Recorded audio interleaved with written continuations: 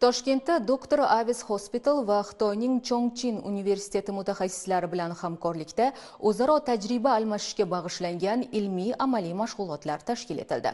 Tafsilotlar bilan navbatdagi lavhamizda tanishasiz. Dr. Avis Hospital klinikasi xalq tabobati uslubida umurtqa disk churralari, bosh, orqa miya jarohatlari va boshqa og'ir nevrologik kasalliklarni davolash bo'yicha katta amaliyotga ega. Xitoyning Chongqing universiteti vakillari mazkur klinikada bo'lib, bu yerda yaratilgan sharoitlar bilan tanishishdi.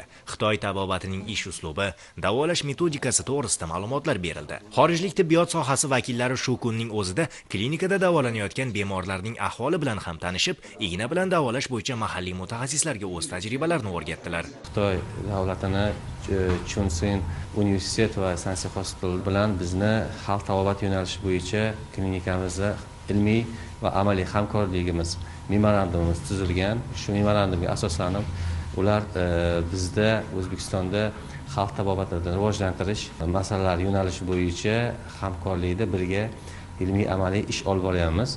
Bir oy oldin dekabr oyida Xitoyda shu ilmiy amaliy loyihamiz masalasi bo'yicha borib ilmiy tadqiqot ishlar amalga oshirib kelindi. Endi hozir shuni davomi O'zbekistonda bizani klinikamizda davom ettirilyapti. Bu yerda bemorlarni xalq tabobati uslubi bo'yicha nomedikamentoz davolash metodikalari tatbiq etiladi. Biz mazkur klinikaga jamoamiz bilan ikkinchi bor tashrif buyuryapmiz. Mazkur klinikada ham yo'lga qo'yilgan ignoterapiya amaliyoti natijasida ko'pgina bemorlarning tuzalayotgani quvonarli. Biroq rivojlanib borayotgan tibbiyot sohasida o'zaro tajriba almashish muhim ahamiyatga ega. Bu uchrashuvdan ko'zlangan asosiy maqsad ham xalq tabobatini O'zbekistonda rivojlantirishga qaratilgan. Umid qilamizki, biz o'z maqsadimizga erishamiz.